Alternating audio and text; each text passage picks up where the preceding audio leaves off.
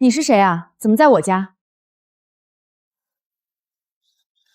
你怎么提前回来了？都没打招呼。他是谁？怎么在我们家？他是我在咱们小区找的健康小饭桌，我的饭搭子。是吗？哎呀，家里只有2副碗筷，小姐姐，我给你找个装饭的碗。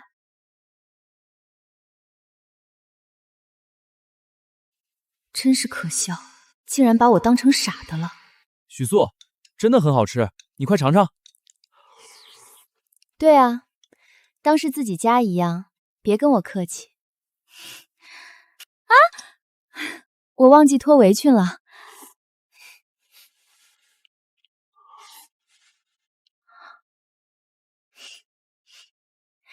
笨鹅，帮我加个鸡翅，太远了我加不到。行。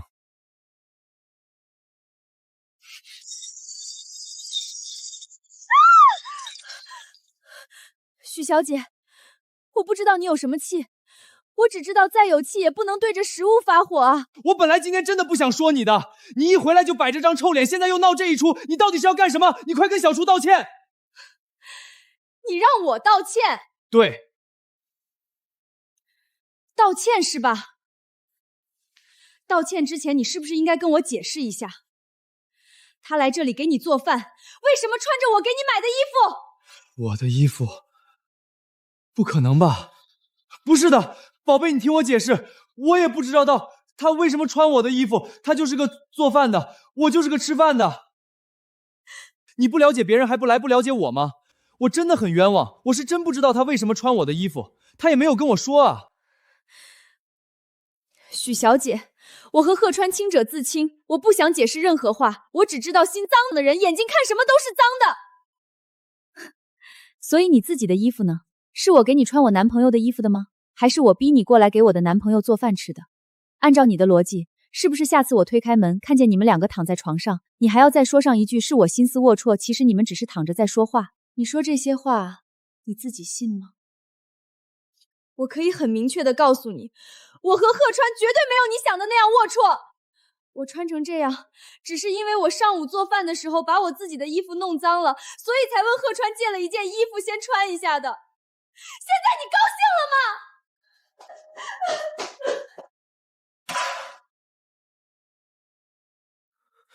许素，你为什么非要这么咄咄逼人？他又不是故意的，你还要戳他的心窝子，你的良心就不会痛吗？等会儿我还是带你过去跟他道歉吧。周鹤川，我们分手吧。跟你在一起，简直让我的人生多了个污点。许素，你疯了吧？我不同意！你今天吃错药了，一回来就各种闹事，把家里闹得鸡飞狗跳的。你该不会是在外面有了别人，才故意给我扣帽子，想用这种手段来逼我分手吧？你果然在外面有人了，许素，你怎么对得起我啊？刚刚一句话带着3个明晃晃的逻辑谬误，转移话题，虚假归元，偷换概念。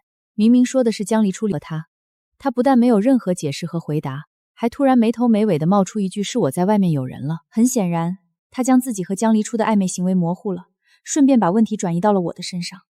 他认为是我在外面有人了，所以才回家闹，想要跟他分手。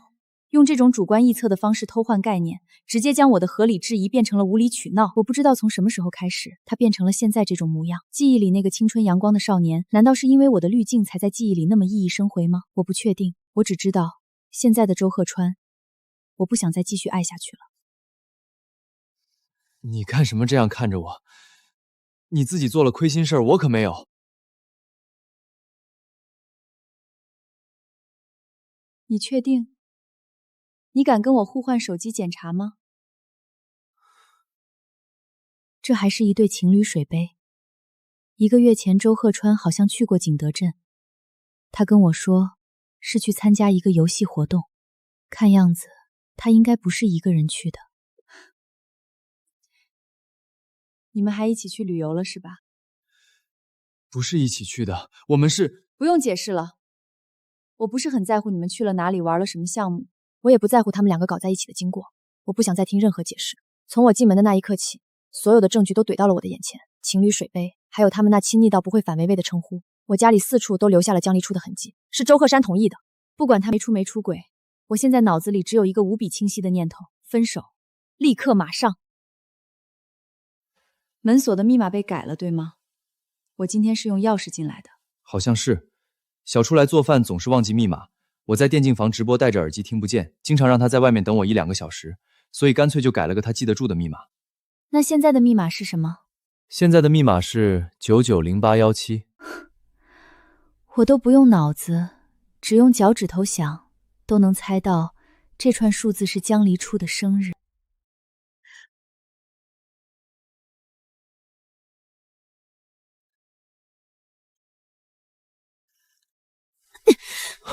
周鹤川，这是我的房子，是我全款买下的，你没有权利对我的房子做任何改动，包括我的门锁。我才半年没回来，没想到家里多了那么多脏东西。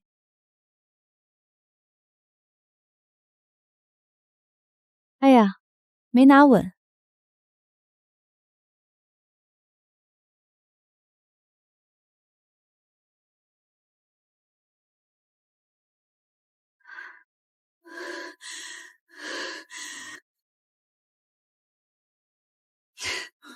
不是你想的那样，他是上次分手喝醉不小心吐了一床，心里过意不去，非要给我重新买的4件套。我之前懒得换，你要是不喜欢，我现在买新的，直接换掉。先等一下吧，我找个律师和财务朋友估算一下我家里的财务损失总额。什么意思？很难理解吗？你不会以为你和江离初把我家弄成这个样子，一句轻飘飘的不好意思就可以带过去吧？周鹤川，我不是做慈善的。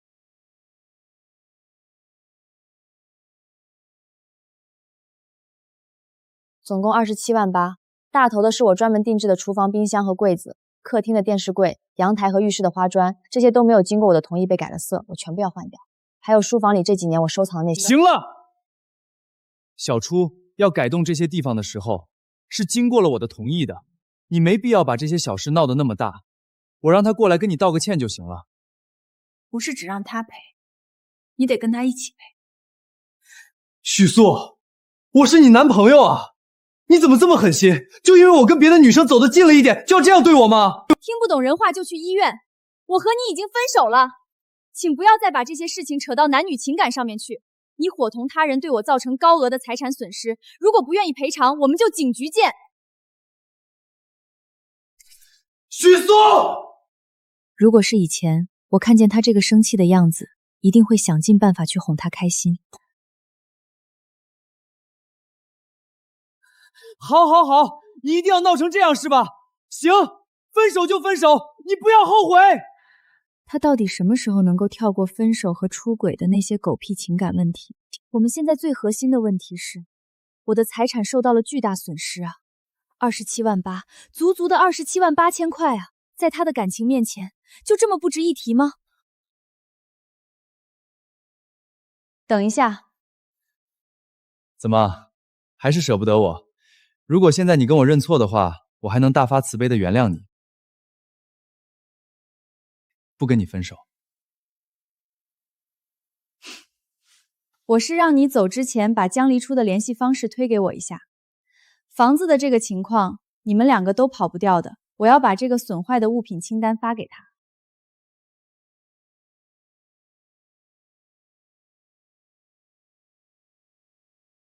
他怎么样跟我再无关系，我现在只想要赔偿。我要把我的屋子恢复成原来的样子。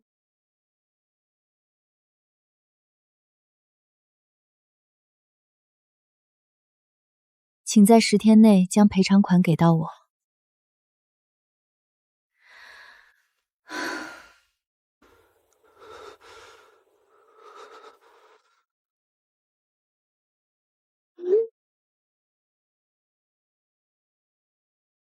28万的数字刺眼又吓人。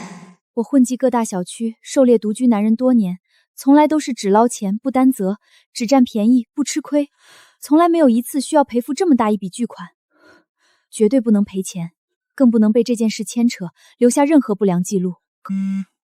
小初，怎么办？许素真的要我们赔28万，还要起诉我们，这钱我们根本拿不出来啊！阿川，你别慌，我也没想到许素姐姐这么决绝，一点旧情都不念。这件事说到底还是我连累了你，都怪我当初不该好心帮你做饭，不该随便改动家里的布置。要是我不那么多事儿，就不会闹出今天的麻烦了。不怪你，真的跟你没关系，是我没考虑周全，是我擅自改了密码让你住进去的，是我对不起你，让你受委屈了。可是赔偿款怎么办？10天时间太短了，我只是个普通上班族，手里一点存款都没有，根本帮不上你。阿川，我好怕被起诉，我从来没遇到过这种事，万一留下案底，我以后就完了。别怕，有我在，不会让你有事的。这事儿本来就跟你关系不大，是我没处理好，钱我来想办法凑，绝对不会让你被牵连、被起诉。阿川，你真好，等这件事过去了，我一定好好陪着你，好好照顾你的生活。以后我天天给你做饭，再也不惹麻烦了，慢慢攒钱过日子。满打满算不足8000，这点钱面对28万的巨产，无异于杯水车薪。以周鹤川的本事，根本不可能在短时间内凑齐这笔巨款。一旦10天期限一到，许素起诉，作为共同亲缘的我必然会被牵连追责。第一步，我就继续给周鹤川画饼，稳住他，让他去当那个顶罪的挡箭牌，拼命去凑钱。第二步，一旦发现周鹤川凑不出钱，或者事情即将败露，那我就立刻彻底跑路，换一座城市，换一个身份，彻底斩断所有联系，把所有的烂摊子、所有的债务和官司全部丢给周鹤川一个人承担。哥，我有钱立马就还上。兄弟，我最近公司现金流也紧啊。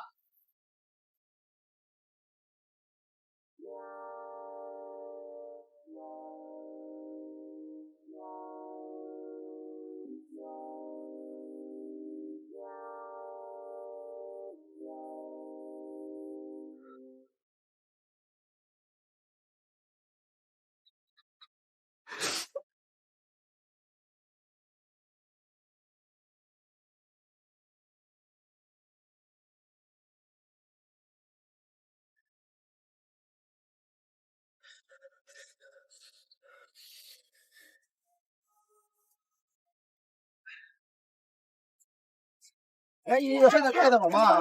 我换过这个换好了。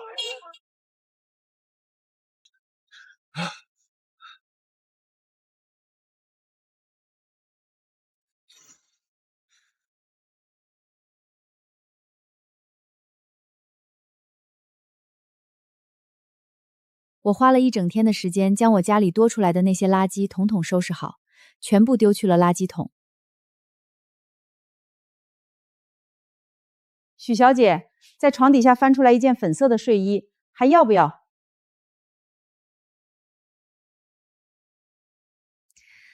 先等等吧。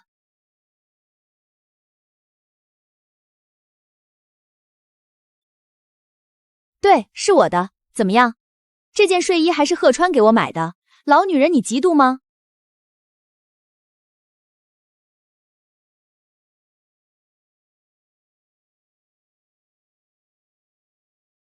许素，你非要闹成这样吗？故意毁坏财物罪，处3年以上7年以下有期徒刑。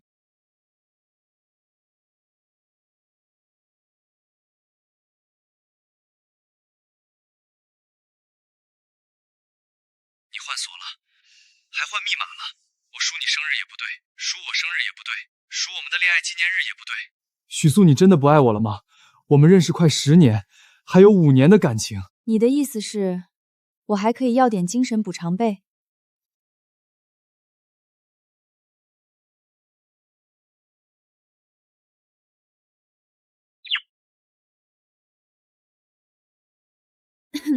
需要我帮你们搬张双人床吗？楼道风大，夜里寒凉，别冻着你们2位，也别在我家门口上演这么低俗辣眼的戏码，碍人眼球，污了我的房子。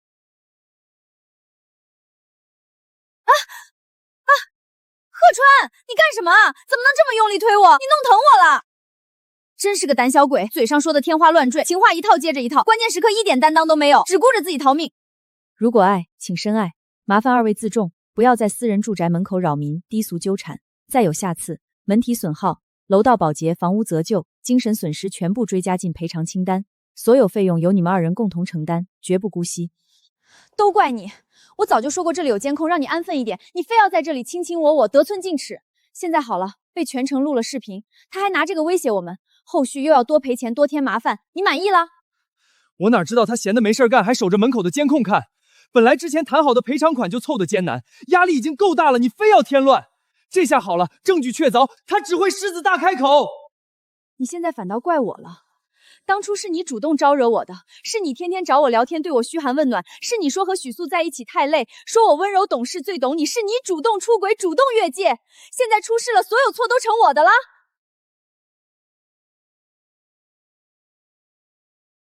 我不是怪你，是现在处境太麻烦了，你能不能别无理取闹？现在最重要的是解决问题，不是吵架呀。解决问题？你除了推卸责任、责怪我，还会解决什么？关键时刻只顾着自己逃命，把我狠狠推出去受伤，现在还倒打一耙。周鹤川，你真的太让人失望了。32万6千元，这笔钱不多不少，刚好精准弥补我所有的经济损耗与精神上伤。我分毫不让，但也分毫不多要。我太了解周鹤川了，了解他的懒惰、虚荣、自私与懦弱。他那个所谓的全职游戏主播，从来都只是他逃避现实、不愿工作的完美借口。整日对着屏幕挂机，水时长，浑浑噩噩。相恋5年，从衣食住行到他昂贵的游戏充值，甚至是房租水电，全部由我一人承担。我在外打拼，他却窝在家里心安理得地啃食我的付出，甚至直到分手前，我还一直让他刷我的银行卡副卡。当然，在撕破脸的第一时间，我就冻结了所有权限。我很笃定，周鹤川卡里的余额绝对不会超过5000元，而江离初靠着家政赚点微薄收入，2个无业流民。我很好奇，这一对自诩深情的男女究竟要如何凑齐这笔巨款，如何偿还自己亲手种下的恶果。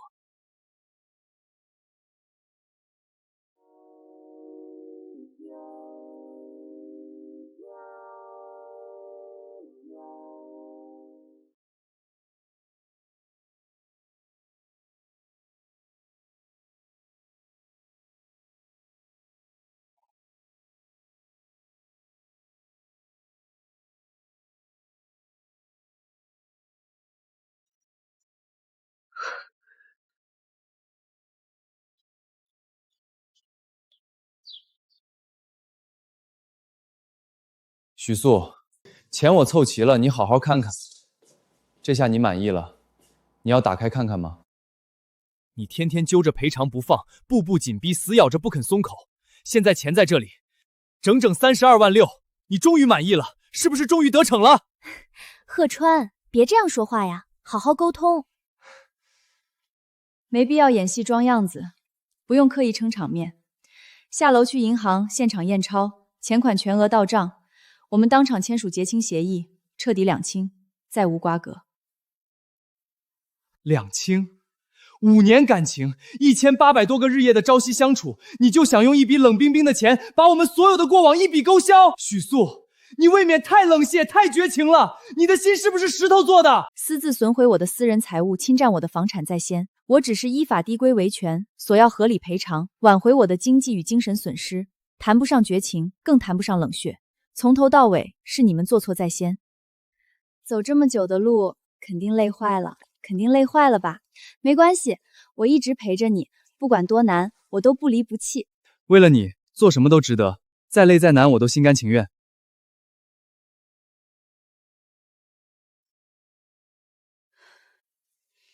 许素，自此往后山高水长，各自珍重。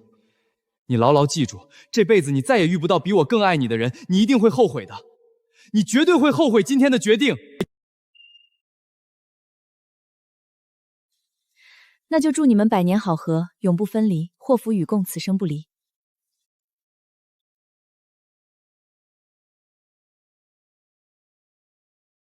我要斩断所有牵连，不留任何后路。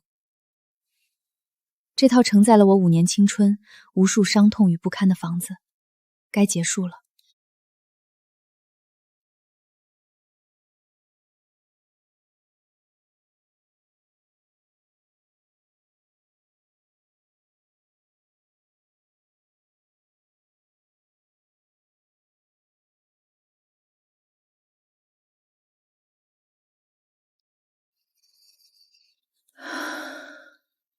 我要奔赴属于我的崭新人生。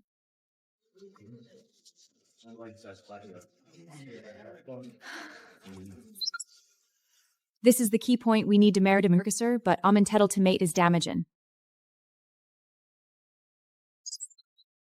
这里没有无休止的内耗，没有费心讨好的感情，更没有那些理所当然的索与消耗。在这里，只有全力以赴的拼搏，以及稳步上升的事业。在这里，我遇见了陆石，他是我方跨国合作企业的项目总负责人。他和懒散邋遢、自私虚荣的周鹤川是天差地别的两种人，一个向阳而生、沉稳上进，一个堕落颓废、止步不前。各位，关于本次跨国项目的核心推进方案，我们现在开始。这个季度的环比，就是说，不急，慢慢说，我们一起核对细节，不差这片刻时间。简简单单一句话，温柔又有力量，瞬间抚平了我所有的局促与疲惫。我忍不住频频对比过往的相处模式，心底满是唏嘘。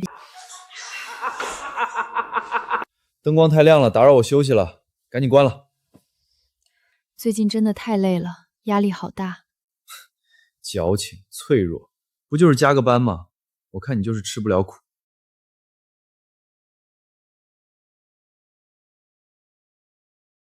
空腹熬夜最伤胃，工作可以慢慢来，身体最重要。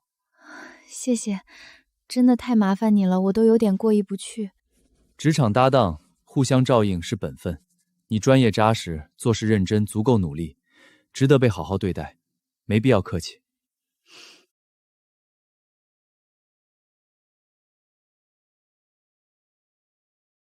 徐女士，实在抱歉这么晚打扰，有些事我觉得必须得告诉您。他私下借了50万高利贷，赔完您之后，剩下的17万4千块，他全带那女孩去旅游挥霍了，天天在网上晒。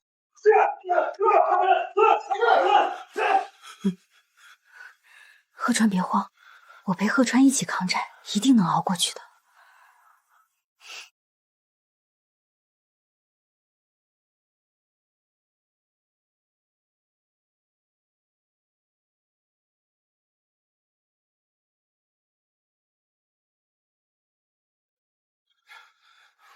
你再纠缠我，报警了！这是我的房子，报警吗？这是我的房子，你还给我！许素是我的未婚妻，许素这辈子只能是我的人。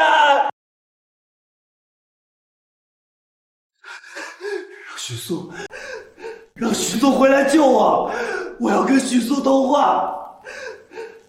徐女士，周鹤川在警局闹了一整晚，谁都劝不动，您能不能说两句平息一下？我不认识这个人，我和他早已没有任何关系。他的所有闹剧，请不要顾及任何情面。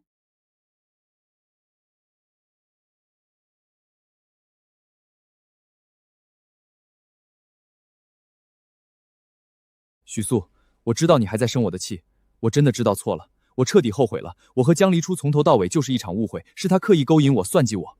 我现在钱财尽空，众叛亲离。许素，5年的感情，你真的能眼睁睁看着我坠入深渊吗？你的良心过得去吗？遇到麻烦了，看你状态不太对，眼底情绪很乱。前任摆烂出轨，被小三卷款跑路，现在负债累累，开始对我进行道德绑架了。被执念困住的人很难自我清醒，他这种自我感动的偏执，你越躲，他越会变本加厉，觉得你软弱可欺。不妨完整收集证据，找相关职能部门公正处理。保护好自己的生活和心态才是最重要的。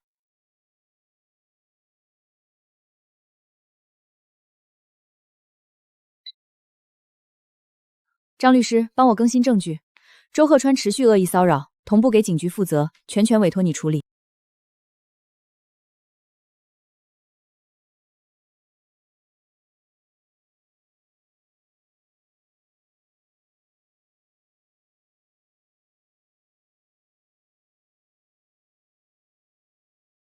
许素，周鹤川说你卷走了他所有的钱去国外享乐游玩，是真的吗？素素，大家都在传你为了出国抛弃相恋5年的未婚夫，还逼得他背了巨债。周鹤川，给你体面你不要，非要我亲手撕了你。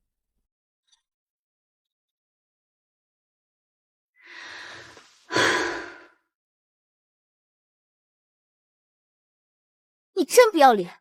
明明是你出轨在先，还敢造谣素素，拿着人家的钱带小三旅游，你这种人渣怎么还没进去？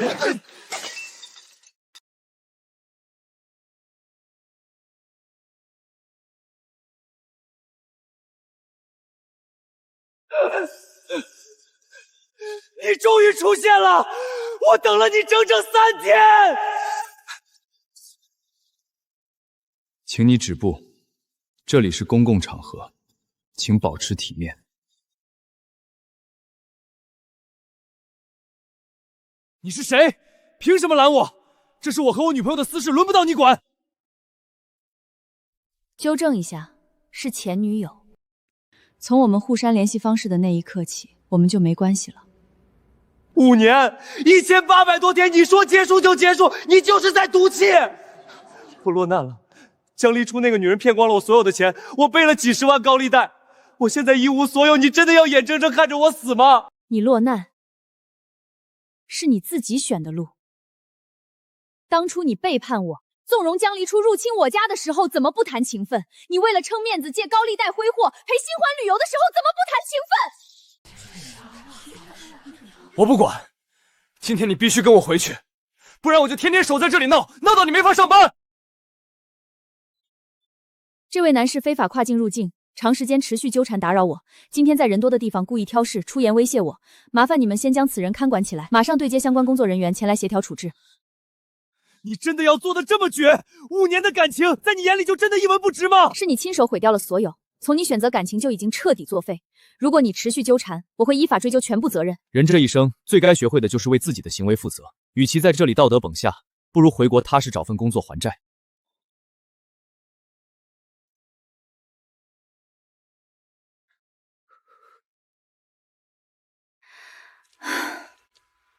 没事吧？别为这种人影响心情。都过去了，我也没想到他竟然真的敢追到国外来。你放心，如果他回国再骚扰，我们律师团会全程跟进。你要保护好自己的新生活。谢谢你，刚才一直护着我。你是我的搭档，更是我的朋友，护着你是应该的。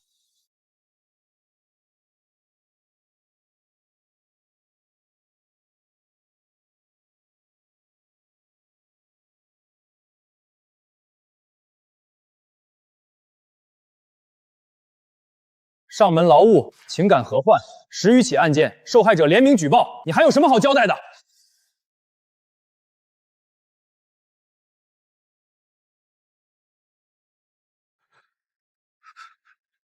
怎么会这样？江离初竟然是骗子！都是许素的错，如果不是他逼我赔钱，我怎么会去借高利贷？怎么会被骗？这一切都是他的错，没错，都是他的错。周鹤川，赶紧出来！催债的天天来，这房子你也别租了。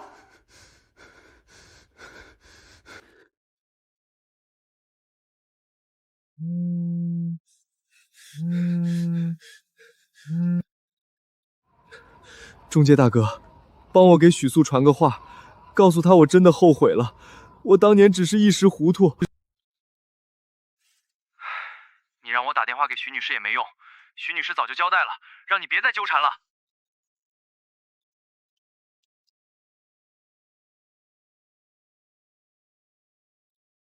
只要旁人看我过得这么惨，念着我和许素5年的情分，总会有人心软替我传话。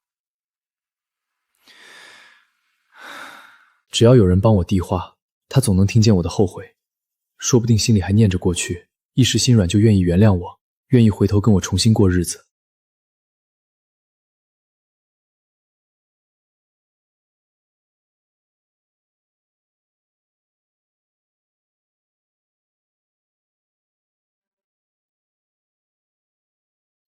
徐女士，她天天守在小区门口，见人就哭，反反复复念叨你们以前的事，说自己错了，后悔了，想求你再给她一次机会。周鹤川他实在太偏执了，我劝过他很多次放下，好好过日子，他根本听不进去。行，我知道了，我会处理这件事的。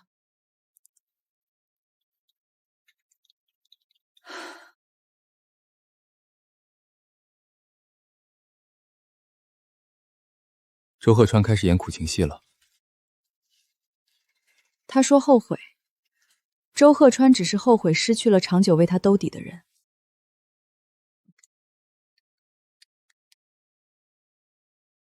张律师，证据收集好了吗？我要对周鹤川提起正式诉讼，一次性理清所有问题，彻底断个干净。这是两人的出轨视频，周鹤川签字的赔偿书，以及长期的骚扰记录。证据显示，周鹤川在徐女士出差前就与江提出蓄意密谋夺取房屋，这是一场预谋已久的背叛。事到如今，还有什么要说的吗？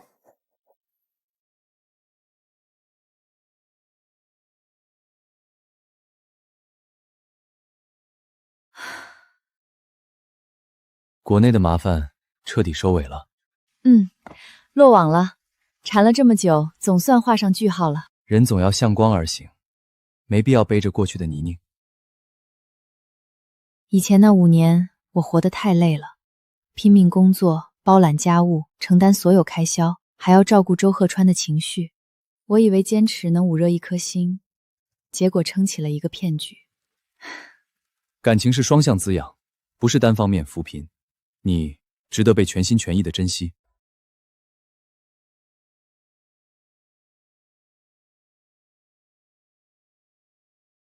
喜欢这些小饰品吗？可以进去挑选，不用客气。就是觉得款式很别致，随便看看，不用特意买。我平时喜欢徒步和摄影，这周末如果你有空，我可以带你去走走，拍拍照片放松一下吗？好啊。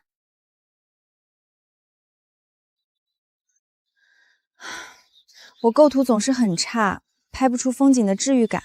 没关系，我教你，顺着自然光的方向取景，留白适度，画面就会干净很多。你学得很快。和你相处真的很轻松，不用刻意伪装。我也是，和你在一起，我不用紧绷神经，这种被尊重的感觉，我很多年没有体会过了。许素，我知道你刚刚走出一段伤痛，我不想急于求成给你造成压力，我愿意慢慢陪着你。如果你愿意，我们可以试着以恋人的身份相处，不用有压力，顺其自然。好，我们慢慢来。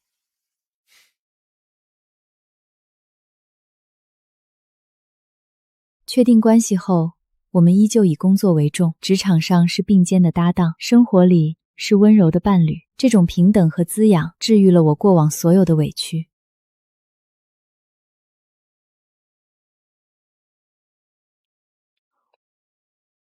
中西合播，这顿饭跨度有点大。只要是你做的，什么跨度我都能接受。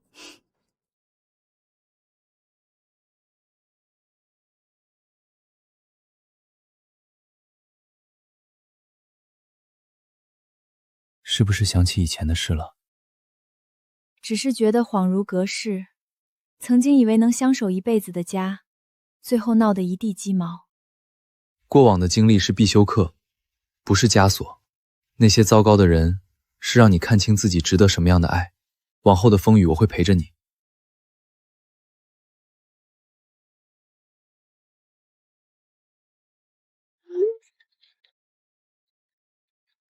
素素，周鹤川彻底垮了，60万高利贷利滚利，催收的天天堵门，他租的破房子大上全是红漆。他现在只能干日结零工，搬砖、扫垃圾，干一天吃一天。江离初入狱后，他那帮狐朋狗友全散了，他现在天天跟个鬼一样在街上发呆。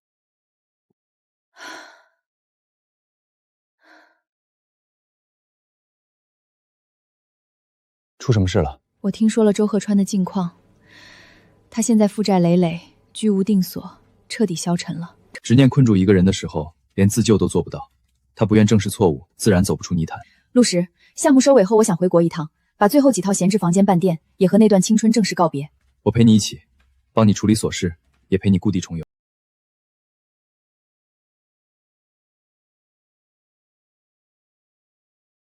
准备好回去了吗？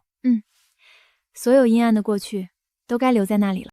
许素小姐，所有的事情都彻底了结了，以后你们不会再有任何关联。辛苦您了。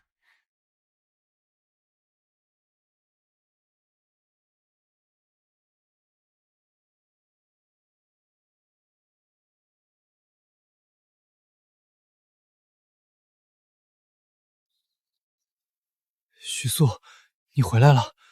我回来处理收尾手续，我们已经没关系了，请别再纠缠。我只是心里憋得慌，就想问一句话：在一起5年，你真的一点点留恋都没有了吗？有过，我曾真心对待，省吃俭用和你拼搏，可你背叛、算计、骚扰，那些美好早就被你耗尽了。现在剩下的只有陌生。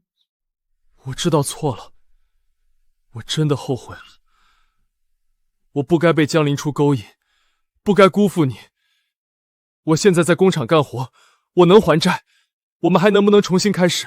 回不去了，裂痕永远无法抹平，而且你到现在都没明白自己错在哪里。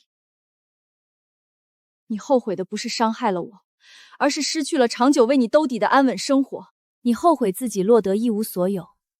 如果现在依旧有人为你遮风挡雨，你依旧会重蹈覆辙。事到如今，纠结对错已经没意义。他现在很幸福，请你自重。这是我们的事，轮不到你一个外人插手。外人，现在陪在他身边，守护他安稳生活的人是我，他的安宁，我有责任守护。你现在靠苦力还债，如果再次违规纠缠，你连这份零工都保不住。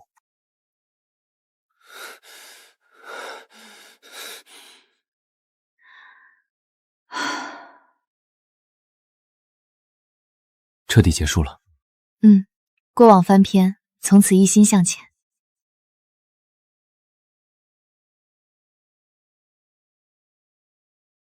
这家小店我以前经常来，味道特别正宗，要不要进去尝尝？当然乐意。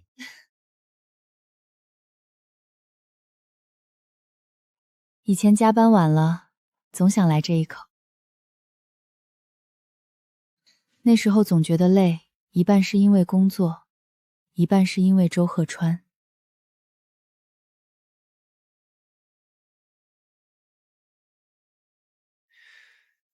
那些难熬的时刻，终究会变成勋章。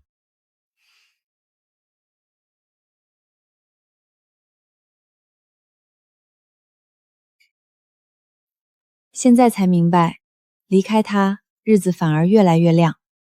周鹤川后来被远房亲戚介绍进了城郊的一家大型加工厂，流水线作业，包吃包住，薪资微薄，每天2班倒，干完活就回宿舍，再也不上网发动态了。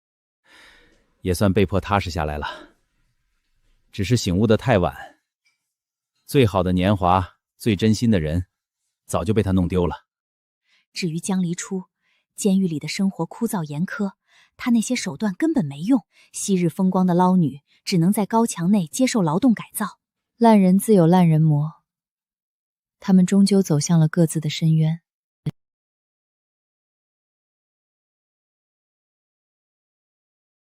以后这里就是我们共同的小家了，往后的日子一起努力，一起经营。携手前行。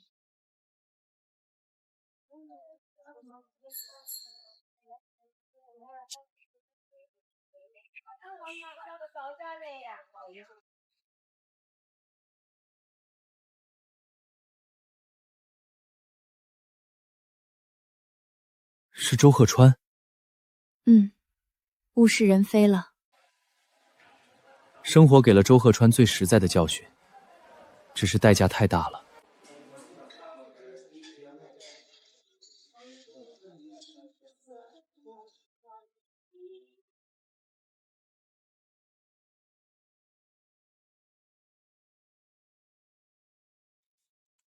周鹤川他现在一直在城郊那2家工厂包吃包住，听说发的工资大半都拿去还当年的高利贷了。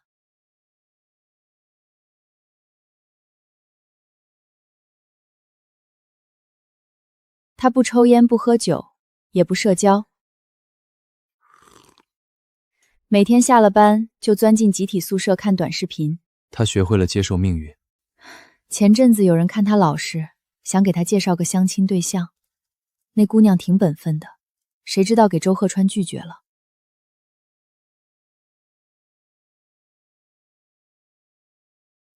人家姑娘人不错，踏实过日子，你为什么不同意？我现在一身债，每天累死累活，给不了别人安稳生活。年轻的时候太荒唐，把真心对我的人弄丢了，后来又被人骗得彻彻底底。我现在不想谈情说爱了，一个人干活，一个人还债，简简单单就好。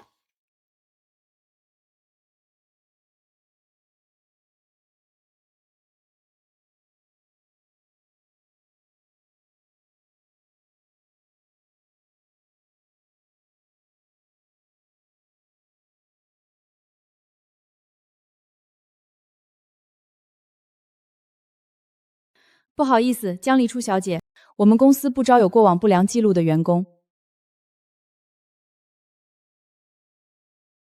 蓄意谋骗，你这种人我们这儿可留不起，赶紧走！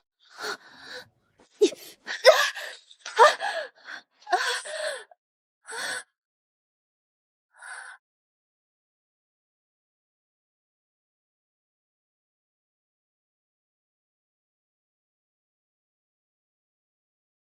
江离初，后厨那堆垃圾赶紧倒了，别整天磨磨蹭蹭的。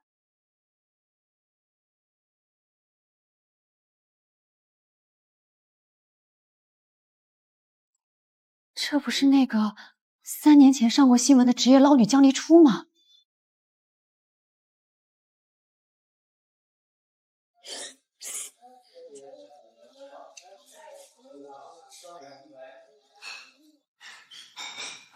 还真是他，当初骗了人家几十万，现在沦落到这刷盘子了。江离初，你现在踏实干活，后悔以前做的事吗？后悔也没用，路是我自己选的，这辈子就这样了，只求安稳。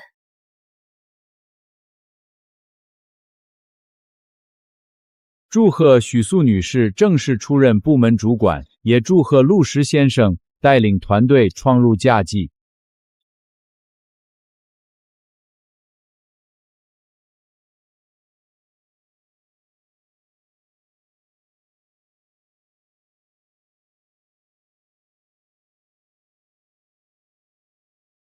素素、陆石，看到你们在那边过得这么安稳，妈就彻底放心了。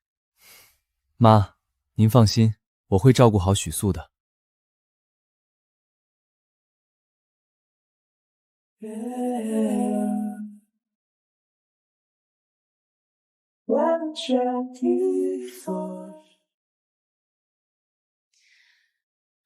陆石，我现在再想起当年的事，心里真的没有一点波澜了。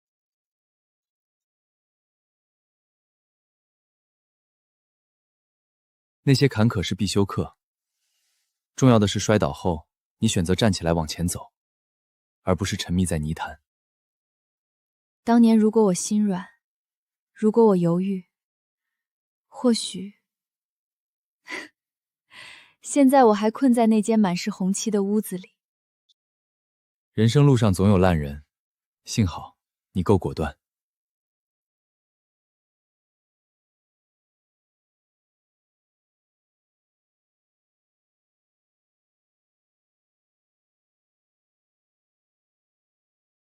旧事随风永不回头，前路漫漫，岁岁安然。